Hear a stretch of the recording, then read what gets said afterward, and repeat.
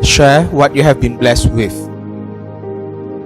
Pada bulan April 2020, saya mendengar bahwa di beberapa daerah di Indonesia terdapat anak-anak yang rela membongkar celengan mereka untuk didonasikan bagi penanganan pandemi COVID-19.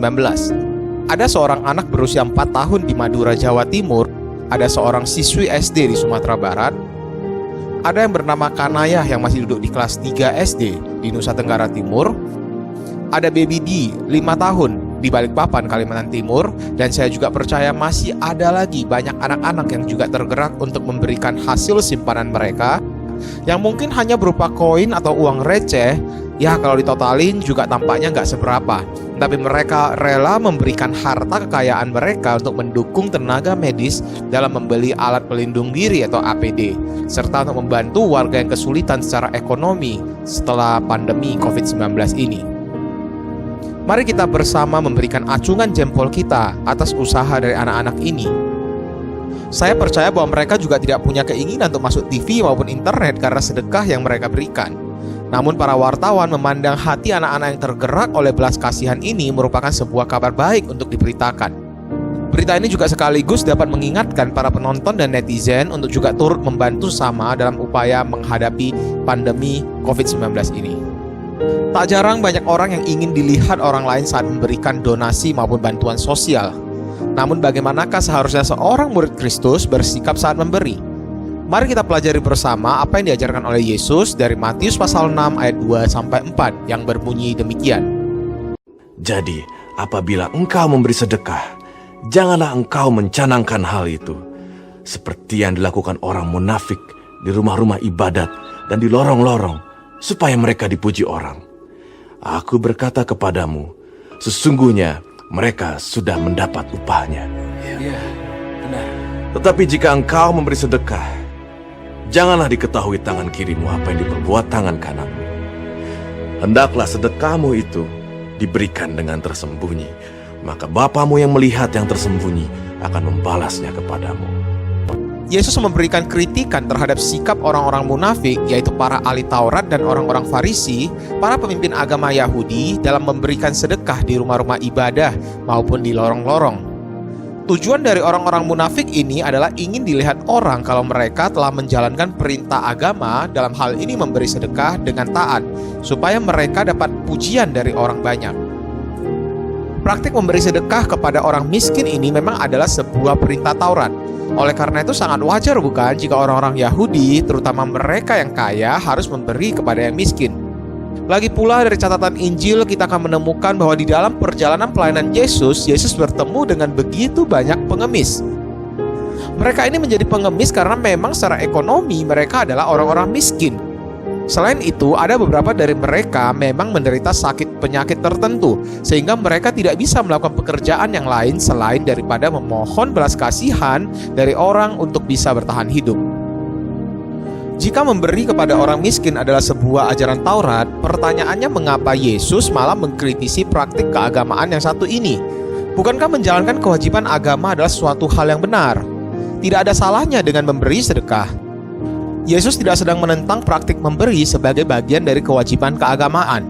Yesus hendak menunjukkan bahwa ada persoalan dari sikap hati seseorang yang memberi ini. Di depan mata manusia, mereka terlihat seperti orang-orang yang beragama, tapi dalam menjalankan kewajiban keagamaan ini, yakni memberi sedekah, ternyata mereka tidak melakukannya demi kemuliaan Tuhan. Beberapa penafsir Alkitab mengatakan bahwa orang-orang munafik ini sengaja menunggu saat trompet pertanda waktu ibadah orang Yahudi dibunyikan. Pada saat itulah baru mereka akan merogoh saku mereka dan mendonasikan uang mereka kepada si miskin. Pada saat trompet dibunyikan, waktu itulah orang-orang akan berkumpul untuk beribadah. Pada saat orang banyak telah berkumpul, orang-orang munafik ini akan menunjukkan betapa baik dan mulianya hati mereka dengan memberi sedekah kepada orang-orang miskin yang berkumpul di depan rumah ibadah maupun di lorong-lorong jalan. Bukankah orang-orang berkekurangan ini ada dari pagi sampai sore duduk mengemis di sana? Mengapa mereka mesti menunggu sampai orang banyak berkumpul baru menunjukkan kalau mereka mempraktikkan praktek agama dalam hal berbelas kasihan? Motivasi orang-orang munafik ini hanya ingin terlihat rohani dan mendapatkan pujian serta tepuk tangan dari masyarakat luas. Mereka mencari kemuliaan bagi diri mereka sendiri. Upah yang diperoleh oleh mereka hanyalah apresiasi dari manusia yang melihat perbuatan baik dari mereka, bukan dari Bapa di sorga. Yesus melihat bahwa cara memberi seperti orang munafik ini bukan merupakan gaya hidup yang sesuai bagi murid-murid kerajaan surga. Yesus menekankan pentingnya privasi dalam hal memberi. Yesus memberikan ilustrasi yang cukup ekstrim. Apa yang diberikan oleh tangan kananmu jangan sampai diketahui oleh tangan kiri. Berikanlah dengan penuh kerahasiaan. Jika kita menggunakan tangan kanan untuk memberi, jangan sampai tangan kiri kita tahu kalau kita bersedekah. Di dalam budaya orang Yahudi, untuk melakukan aktivitas sehari-hari yang penting, orang-orang harus mengerjakannya dengan tangan kanan. Oleh karena itu, memberi sedekah adalah sebuah praktik keagamaan yang penting yang harus dilakukan dengan tangan kanan. Dengan kata lain, urusan memberi adalah urusannya tangan kanan. Tidak ada urusan dengan tangan kiri seseorang, sehingga tangan kiri tidak perlu kepo, tidak perlu tahu dengan apa yang diperbuat oleh tangan kanan. Namun, jangan kita mengartikan penggambaran yang Yesus sampaikan ini dengan terlalu literal. Visualisasi ini hanya bermakna bahwa kita tidak perlu pamer kepada orang lain kalau kita memberi. Bahkan bagi diri sendiri, jika seorang murid ada menyumbangkan harta kepunyaannya, jangan jadikan itu suatu persoalan besar yang patut dibanggakan. Berilah di dalam mode rahasia tanpa perlu diketahui orang lain, karena jika kita bersedekah dengan hati yang benar, Bapa di surga melihat apa yang kita lakukan dan Bapa akan memberkati tangan-tangan yang memberi dengan sukacita. Apalah artinya penghargaan dari manusia yang melihat kita yang mengasihi sesama melalui berkat jasmani yang kita bagikan?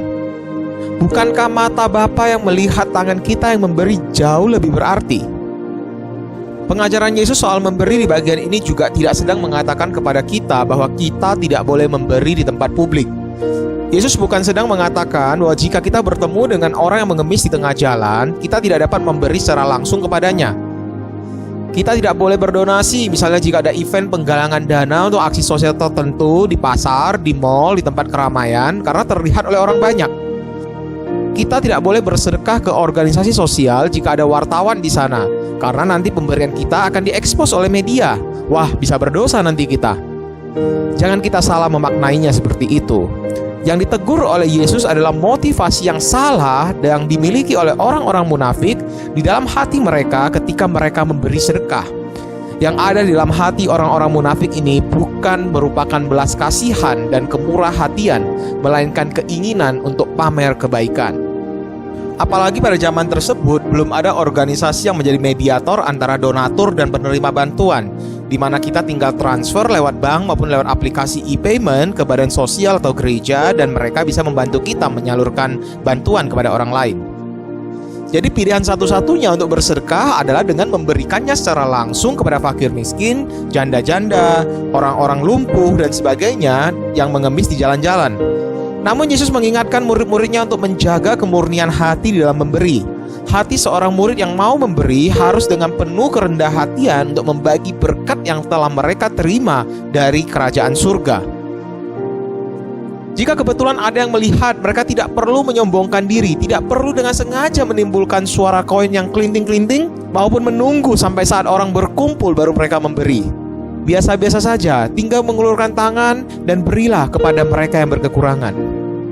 Bapak Gereja Metodis John Wesley pernah berkata, "Earn all you can, save all you can, and give all you can."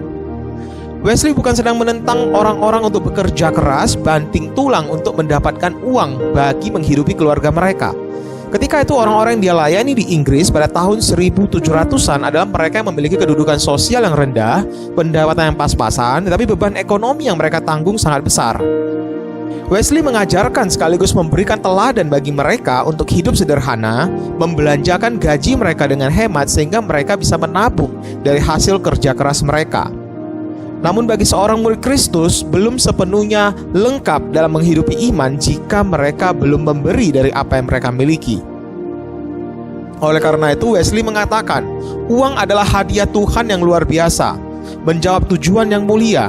Di tangan anak-anaknya, uang itu harus menjadi makanan bagi yang lapar, minuman bagi yang haus, pakaian untuk yang telanjang.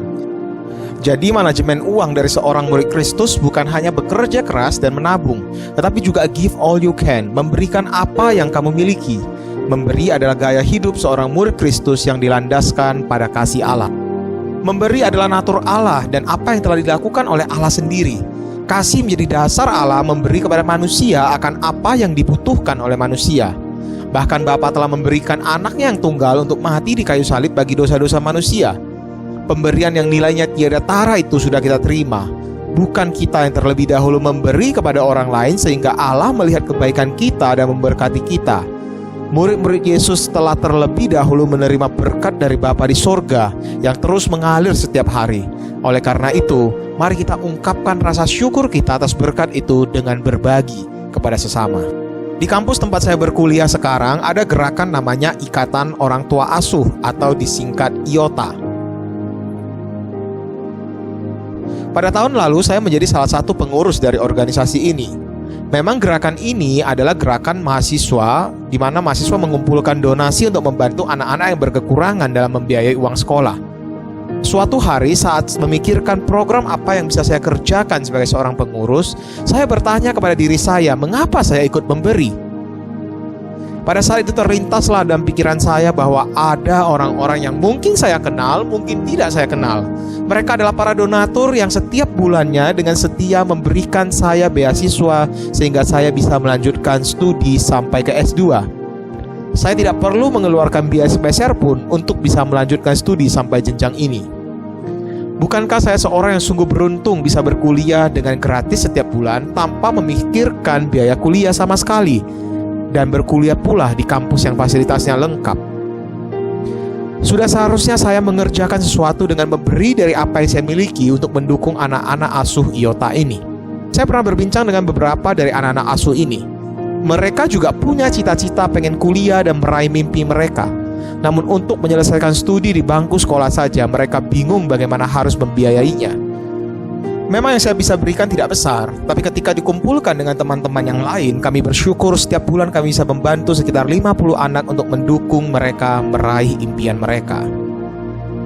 Saat kita hendak memberi, periksa kembali hati terdalam kita. Tanyalah kepada diri kita sendiri, mengapa saya memberi? Apakah yang saya nantikan ketika saya memberi? Pujian orang? Kata-kata misalnya, wah kamu sungguh baik ya, berhati mulia seperti Yesus. Ataukah memang saya bermurah hati dengan berbagi berkat yang saya terima? Sanggupkah kita bersuka cita walaupun tidak ada like dan komen dari netizen yang menyaksikan praktik kerohanian saya ini? Memang tidak bisa dipungkiri, sebagai murid Yesus kita perlu terus dan terus belajar untuk hal ini. Terkadang kita masih bisa menantikan paling tidak adalah sedikit ucapan terima kasih. Tapi jika tidak ada terima kasih pun yang kita terima, bahkan tidak ada senyuman pun yang kita terima dari orang yang sudah menerima belas kasihan kita, apakah kita menggerutu dan mengomel?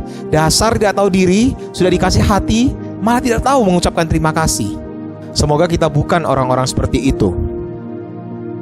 Bermurah hati dan berbelas kasihan kepada mereka yang berkekurangan adalah gaya hidup seorang warga kerajaan surga. Memberi dengan hati yang bersuka cita adalah panggilan kita sebagai murid-murid Kristus. Kita sudah menerima yang terbaik dari Tuhan dan saatnya kita menjadi saluran berkat bagi dunia. Mintalah Roh Kudus untuk memurnikan hati kita agar kita memiliki motivasi yang benar saat membuka dompet kita dan berbagi kepada mereka yang membutuhkan uluran tangan kita.